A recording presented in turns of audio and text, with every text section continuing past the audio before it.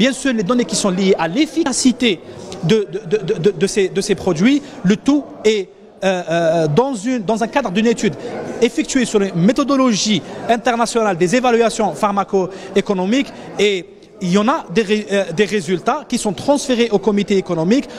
À travers ces évaluations, on trouve un peu des chemins de négociation contenant les prix de ces médicaments, de manière à ce que leur introduction soit étudiée, soit réfléchie, soit pondérée un peu avec les besoins du marché. Quel est le rôle du pharmacien? Le rôle du pharmacien, c'est après l'enregistrement de ces médicaments, l'achat de ces médicaments à travers la pharmacie centrale des hôpitaux, la mise sur le marché un peu de ces médicaments.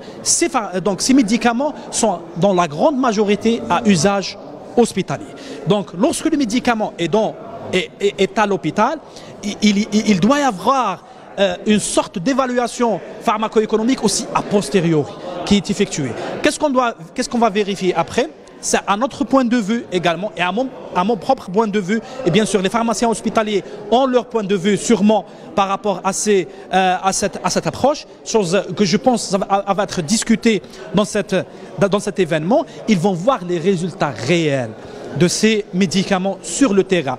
Donc ce qui est un peu concilier un peu ces résultats à ce qui était déposé déjà en amont par le laboratoire. Nous allons voir est-ce que ce qu'a apporté le laboratoire effectivement va ressortir sur le terrain, où il y a des recommandations pour faire introduire d'autres médicaments ou destiner ces médicaments à une catégorie de patients spéciale à laquelle on s'attend à des effets importants et à laquelle le coût de l'introduction de ces médicaments serait justifié.